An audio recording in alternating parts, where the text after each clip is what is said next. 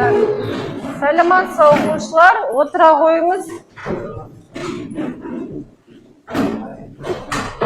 8-ші А сыныбы бүгін бізде химия пәні кітаптарымыздың 146-ші бетінде бүгінгі тақырып бойынша күннің жартысын жазамыз, дәптер ашып. Бүгінгі 146-ші бетті ашамыз кітаптарымыздың. 4-ші практикалық жұмыс.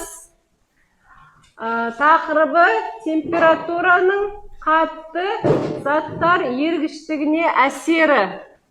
Жазып отырамыз, кітаптан қараймыз да, қажетті реактивтер, құрал жабдықтар түгел жазып отырамыз. Сабақтың барысында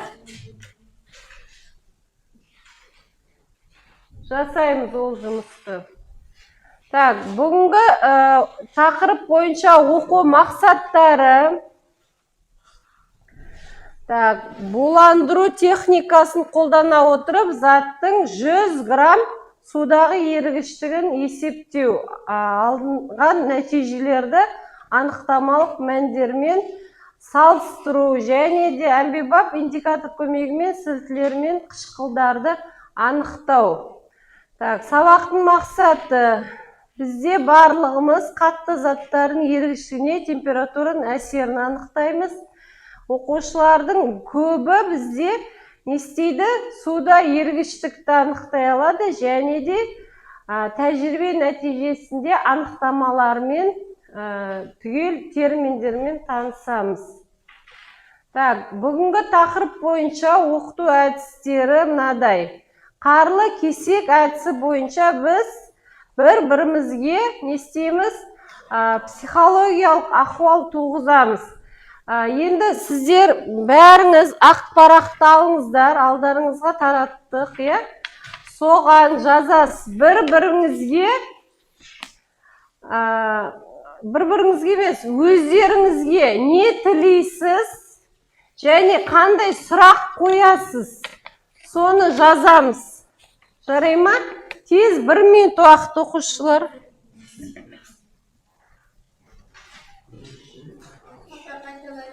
Сұрақ қоясыз ба, немесе не жазасыз? Тілек тілейсіз ба, соны жазасыз. Мысалға, мен кім болам болашақта, немесе мен бақыттымын, немесе тілек жазамыз. Мен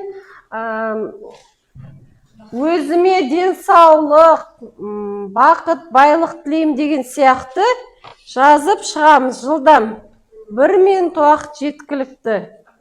Бастаймыз. Өзіңізге жазыңыз. Жазай бер, қағазға жаз. Жылдам.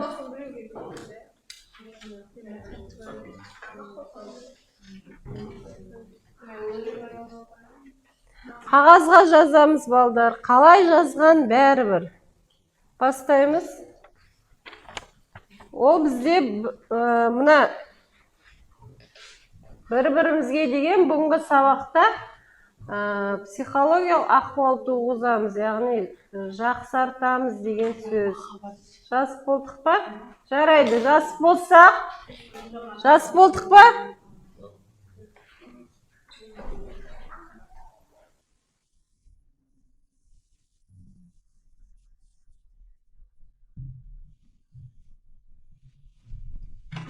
Жас болдық қой. Енді жас болсақ, оны мұжырамыз оқсады.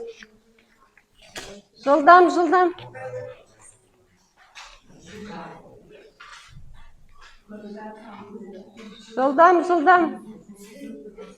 Болдық па? Мұжырамыз оқсады, қарқысатып. Неге апай? Мұжырамыз.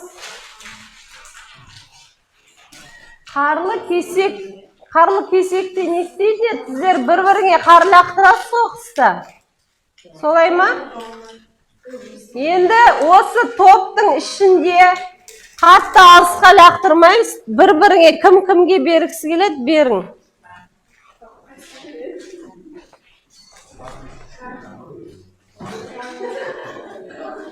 Так, енді әр топтан бір оқушыдан ашып оқи ғой.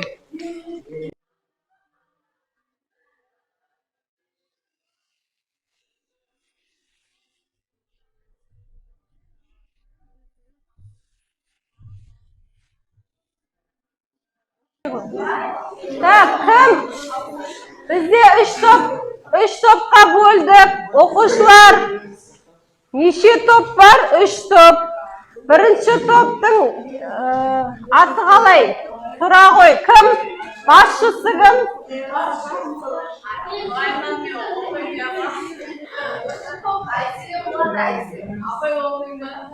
Уақыт тозба. Тұра ғой. Бірінші топтың басшысы кім? Қасиет, тұр, мына топпен таныстыр. Бірінші топ.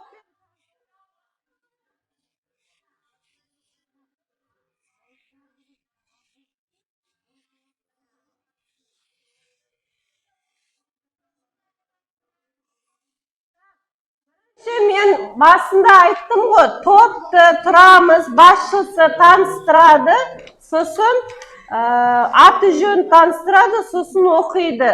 Топпен таныстыра ғой. Қалғандарымыз тыныш.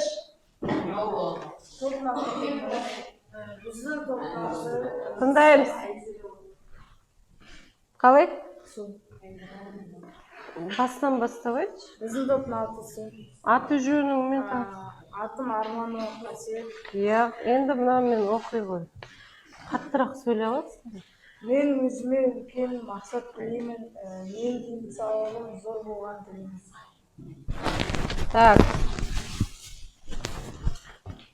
Түсіндік қой, ә? Келесі топ қандай? Айтау.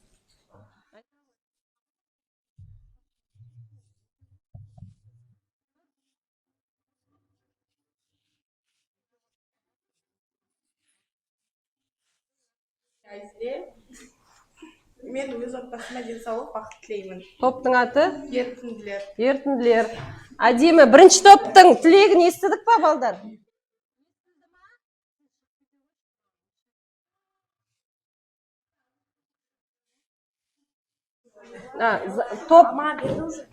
Топтың аты? Мен есімім Ерлан Қызайова. Біздің топтың аты Заттар. Маған менің атым Ақерке, мен болашақта сурет педагогика болғым келеді, бірақ не үшін деп сұрақ қойдым. Жарайсыздар, иә? Жақсы, балдар. Бүгінгі сабақта белсенділік танытамыз, балдар. Шуламаймыз. Шулаған адамды шығарып жібереміз қазір. Так, ары қарай. Бүгінгі тақырыпты жаздық қой. Зертханалық жұмыс, иә? Зертханалық жұмыс бойынша біз ертінділер тақырыбына не істейміз? Практикалық жұмыс жүргіземіз. Мен сізге мұнда топ басшыларын шақырам. Так. Бәріне кім? Таратшыға ғой. Бәріне. Болғанда 2 адамға бір қағаздан. Так, мына қағаздарды қойың шетке.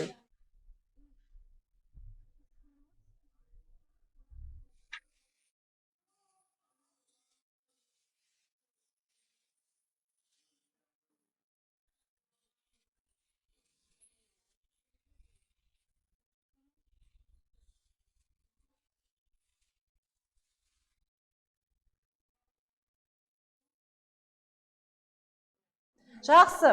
Бәріңізге, балдар, қағаз таратылды. Қағазда не жазылып тұр?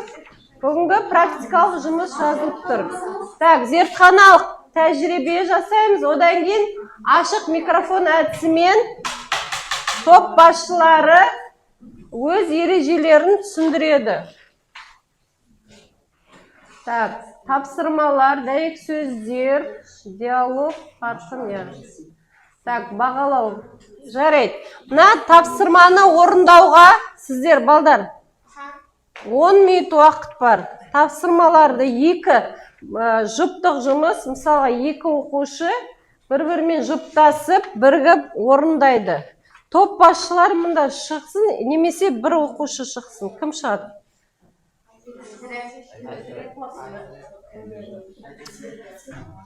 Так, кім мен өзім шығарайын, е?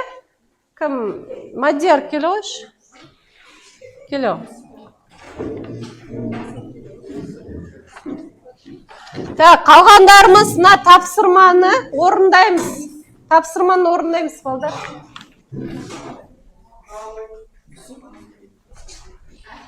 Так, мынаны киесін.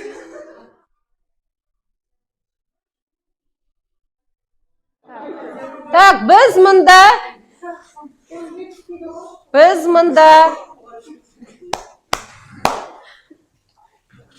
мында ертінді дайындаймыз. Ертіндіні дайындап, температураға байланысты сол ертіндінің несін анықтаймыз? Температураға байланысты ертіндіге не болады? Мысалға, суға тұз салсақ, оны қыздырсақ не болады?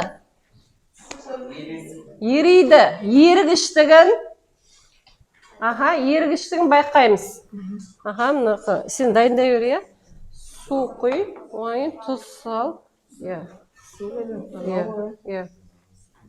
Так, бізде тапсырма сізге берілді, орындаймыз.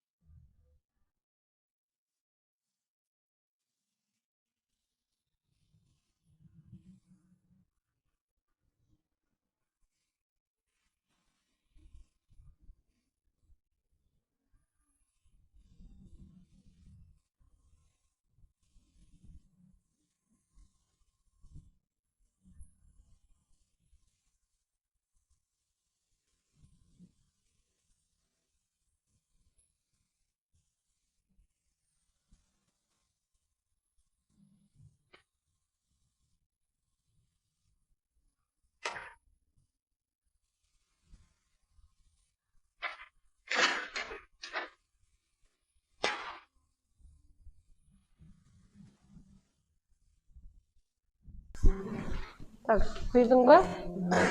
Су құйдың. Суды құямыздан істейміз.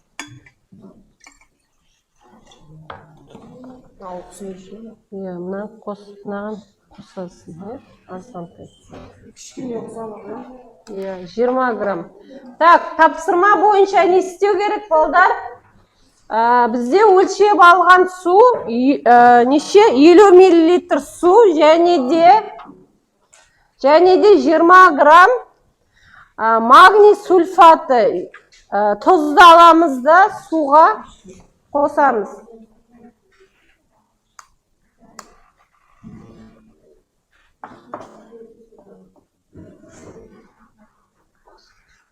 қостың ба? Я, енді көрсет бәріне. Так, араластырalım.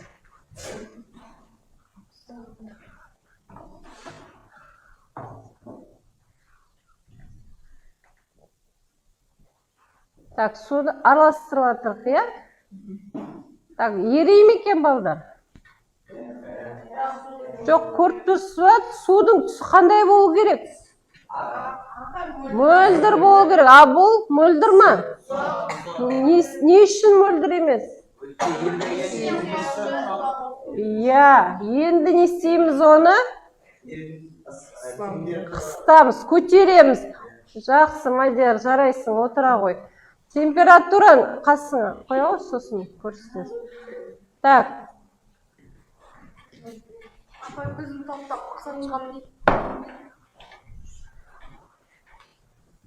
Так. Не істедік? Суға қостық. Құрал жабдықтар қандай балдар? Кім айдын оқи ғой. Қандай құрал жабдықтар қолданып жатырық? Тұрып оқи ғой.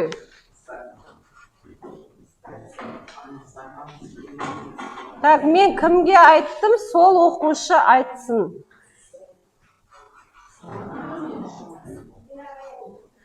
Стаканда 20 мл су құйып.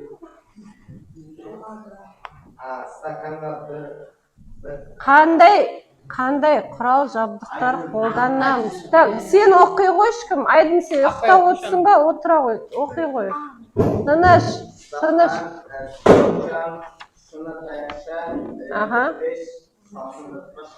Жарайды. Салқындатқыш орнына мұздай суды қолданамыз.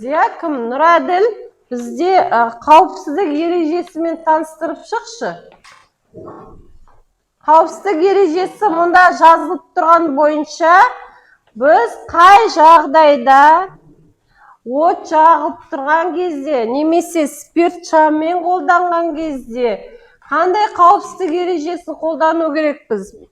Балдар? Нұраділ? Жоқ, ыстық заттармен жұмыс жасаған кезде не істеуге болады, не істеуге болмайды? Сұрақ қойылды. Кім айтар? Қолдарын көтеріп айта берің. Кедергі жасамаймыз, шуламаймыз. Ыстық пешпен, спиртовкамен, спирт шаммен жұмыс жасағанда не істеуге болмайды? Қолмен ұстауға болмайды. Сосын отты ауызбен өшіреміз бе өпіріп? Жоқ, қалай өшіреміз? Қалай өшіреміз? Бетін оттегінің жануын, қақпағын жабамыз. Дұрыс айтады. Дұрыс. Енді қандай реактивтер қолданады Шыңғыс? Қандай реактивтер қолдандық? Ақерке қарай ғой.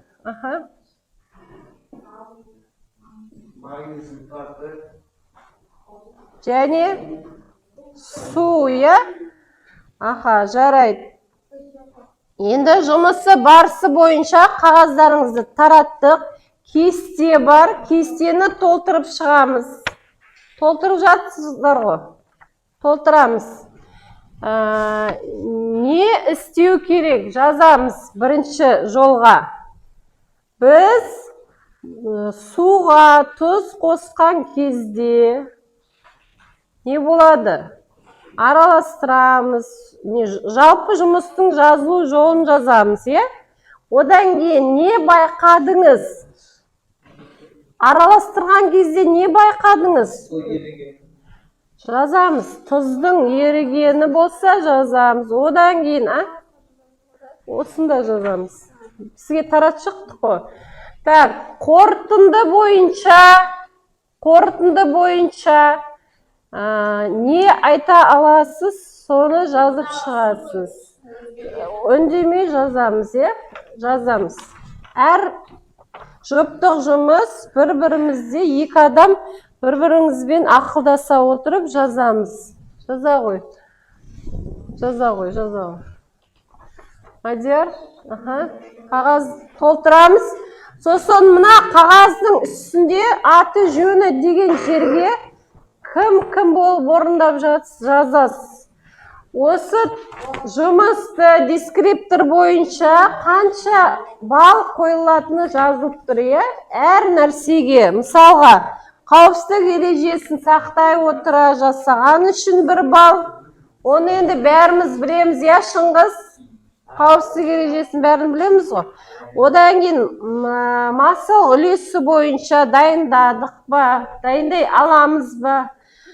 Одан кейін қаныққан ерітінді қанықпаған ажырата аламыз ба? Кім айтады? Қаныққан ерітінді, қанықпаған ерітінді не ол? Тұрып айта ғой, тұрып. Тыңдаймыз қалғандарымыз.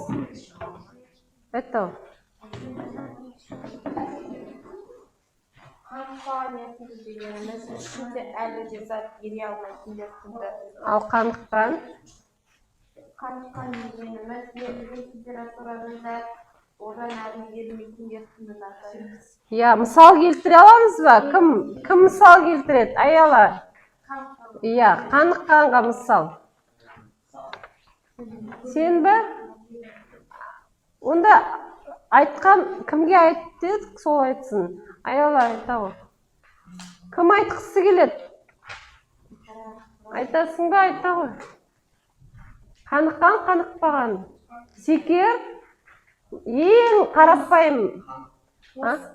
Тоз, секер не істейміз? Суға саламыз. Қай уақытта қаныққан, қай уақытта қанықпаған? Екеуі де суға салған кезде болады. Ол мәселе мөлшерінде ғой. Қай уақытта қанықпайды? Қанықпайды, дұрыс. Яғни ол судың дәмі, тұздың дәмі білінбейді. Мысалы, тамаққа тұзды азырақ салсақ, дәмсіздеу болады. Ал көп салсақ, ол ашып кетеді. Яғни ол қандай түрі екіншісі? Қаныққан түрі, дұрыс, жарайды. Және реакция теңдеуін жазамыз, балдар. Мына қорытындыға реакция теңдеуін жазамыз. Жарай ма? Сосын қорытындысын жазамыз. Келесі эксперимент негізінде қорытынды жасаңыз. Барлығы 7 балл.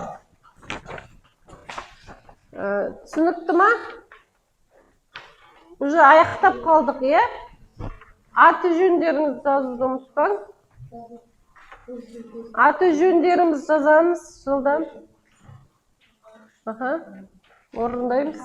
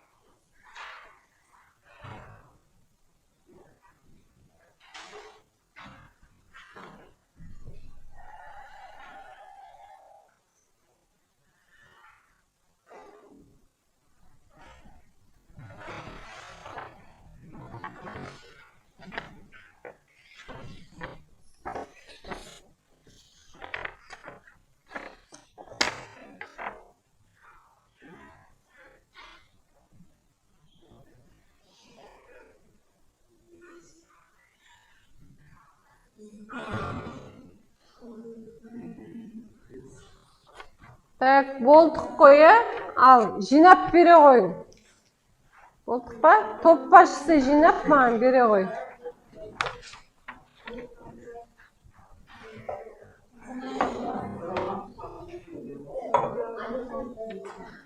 Балдар, біз жаңа не дедік?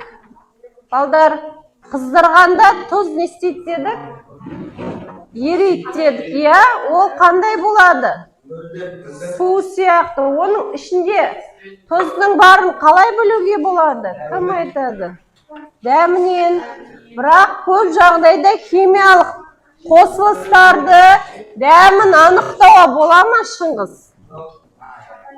анықтауға болмайды. Ол уақытта қалай анықтайды балдар? Тұз, су қандай орта? Біз бұған дейін өттік. Қышқыл, негіз, тұз деген 3 түрлі жағдайды өттік, е? Яғни қандай орта? Тұз бен су. Қышқыл қандай орта? Сілті қандай орта? Қасиет? Қышқыл, ат айтып тұрғандай, қышқылдық орта. Қасиет, сілті қандай орта? Негіз. Ал енді үшінші қандай орта бар? Нейтрал, бейтарап. Яғни оған не жатқызамыз?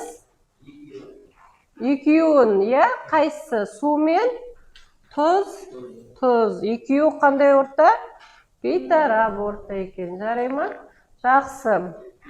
Енді ашық микрофон әдісі арқылы бұл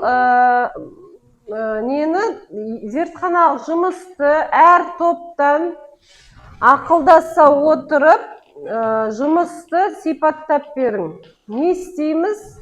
Қалай не қорытындылаймыз? Жарай ма?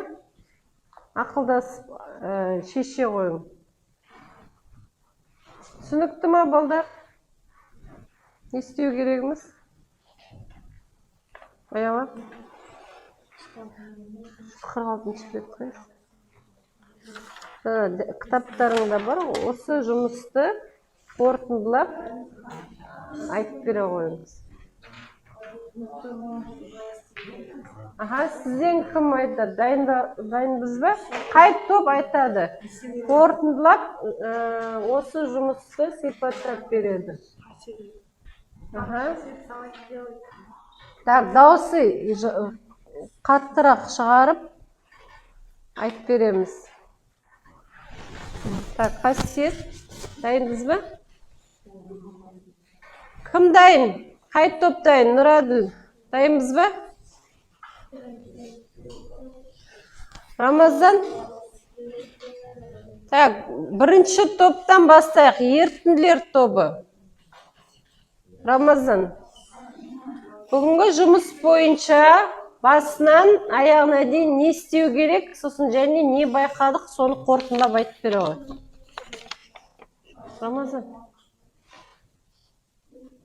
Тұр. Қалғандарымыз дайындалып отырамыз, барлық топ айтады. Бүгін ергіштік туралы, е? Рамазан, ергіштік туралы ғой бүгін. Енді айтай бер. Нені ерттік? Сен айтасың ба? Жоқ, айтасың ба? Онда сен айтасың ба? Кім айтады? Топтан бір адам айтсын. Ашық микрофон әдісі кім айтқысы келеді? Өздеріңіз біліңіз. Қаттырақ айтамыз. Бүгінгі біз тақырыпта ерігіштік туралы талқыладық. Дайындалу. Су мен тұзды араластырып, қыздыру болады. Су мен тұзды араластырған кезде судың түсі өзгерді. Тұздың ойлаған шықпады. Қыздырғаннан кейін мөлдір шықты. Ол ергіштіктің әсерінен, ары қарай ол суды салқындататын болса, не байқалады балдар?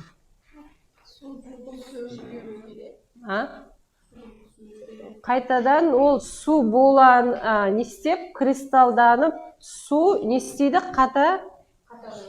Солай ма? Жарайды, ол тек мен сұрақ ретінде айтқанмын ғой, дұрыс. Тағы да келесі топ кім айтады? Сіздерден кім айтады? Жаңа қорытынды. Ашық микрофон әдісімен балдар кім айтқысы келеді өз еркінде? Айша? Айша айтады. Дайынбыз ба? Қорытындылап айтамыз, қорытындылап. Қасиет айтамын дейді. Жақсы, тыңдаймыз. Бірақ даусымызды қаттырақ шығарайықшы. Жарай ма? Түгел дәптерімізге жаздық па тапсырманы? Бүгінгі зертханалық жұмысты. Аха, тыңдап отыр. Бүгінгі тақырыпта температураның қатты заттарына өнгіштігіне әсер етеді және берілген астық үлесі бойынша тұз ерітіндісіне бөлінеді және малярлық концентрация бойынша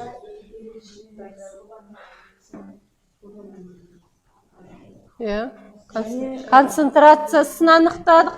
Концентрация деген ұғым бар бүгін. Сосын судың өзгергенін көрдік. Так, дәптерлер тексерейін.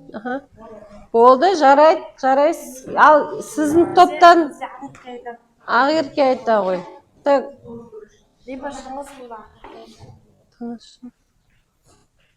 Кім айтады? Шыңғыс айта ғой ал. Дәптерлерін тексерші. Ал бүгінгі жұмыс бойынша қорытындылап кім айтады? Асима айтасың ба?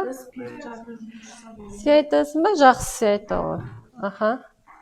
Жоқ, спиртчан болды ма бізде? Бізде спиртчанның орнына электроплита, электропеші.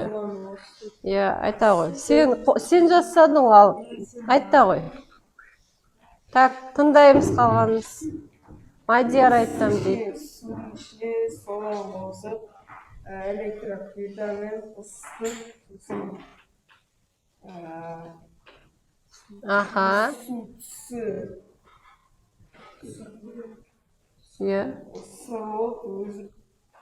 Потом электроплита қойып, біз деген ішіндегі соланы кетірдік.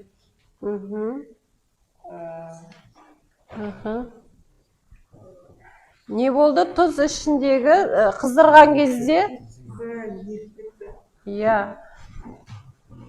Тағы да не айтасың? Болды ма?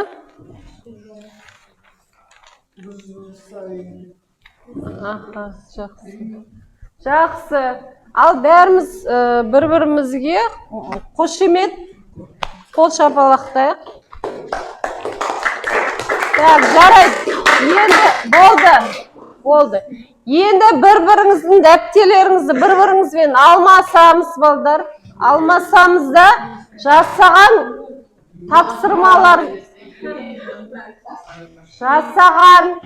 тапсырмаларымызға баға қоямыз. Мақсат. Жасаған жұмыстарымызға баға қоямыз. Бағалайық бір-бірімізді. Мына бірінші берген жұмыстарыңа, жасағандарыңа 7 балл барлығы. Және бұл балды қосып біз не істейміз? Бүгінгі сабақ бойынша сіздерге баға қорытындылаймыз.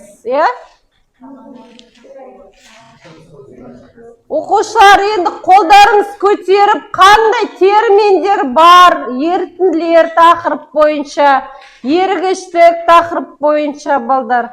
Соны айта қойың. Әр топ қаншалықты көп термин айтады, көбірек бал алады. Сосын орын тағайындаймыз. Мен оған дейін тексеріп тастайын. Термин. Қандай термин сөздер білесіздер? Ерітінділер тақырыбы бойынша. Бірінші ол үшін дәптерлеріңе жазыңызшы. Мынандай деп. Мына мақсат айтам дейді. Ал, айтам. Бір топтан бір адам айтады. Мақсат тұрып айта ғой.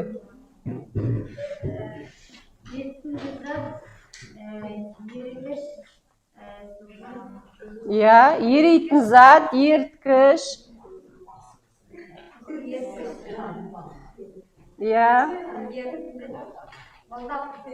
Ерітінділер. 3 сөзді айттық. Тағы бар ма қосатындарың? Айта ғой. Қасиет айтады.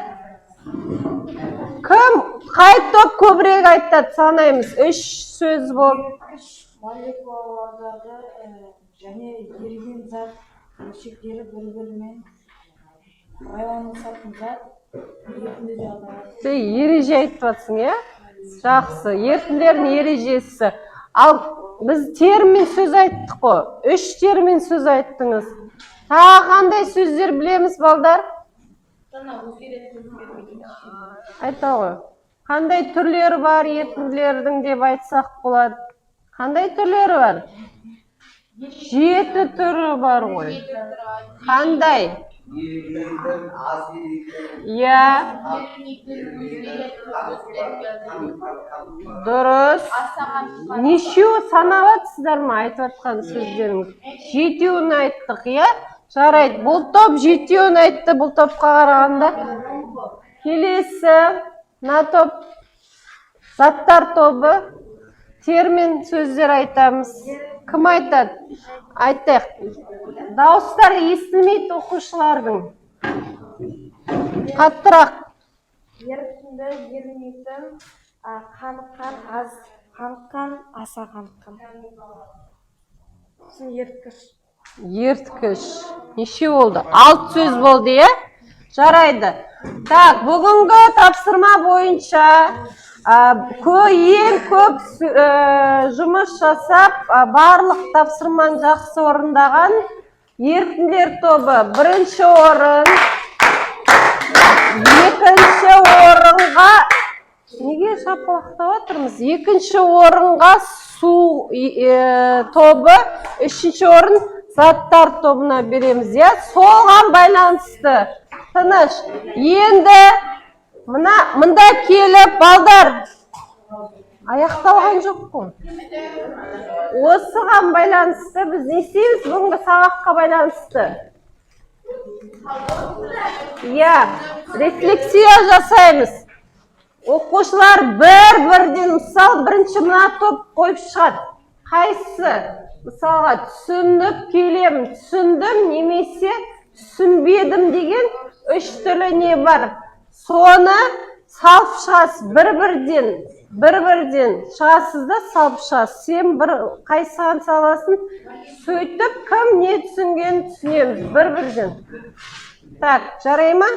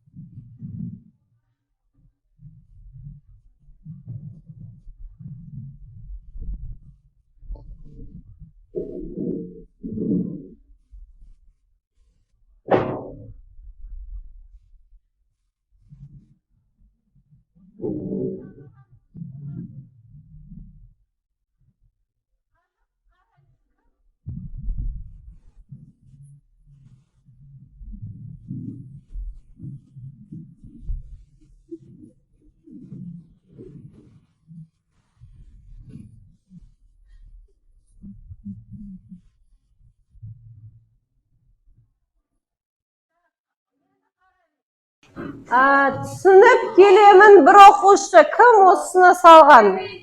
Аха, мақсатта сұрақтар бар екен, сұрағың бар ма қоятын? Қандай сұрақ қоясың? Ал қоя ғой. Қандай сұрақ қоямыз?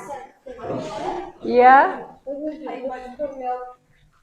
Жарайды, ол біз ерітінді туралы ғой. Қалай тұзды еріту туралы білесің ғой, Жақсы, түсініп келем бір адам. Қалғандарымыз түсіндік па? Сұрақтар бар ма? Жарайды, онда орындарымыздан тұрамыз. Сау болыңыз балалар.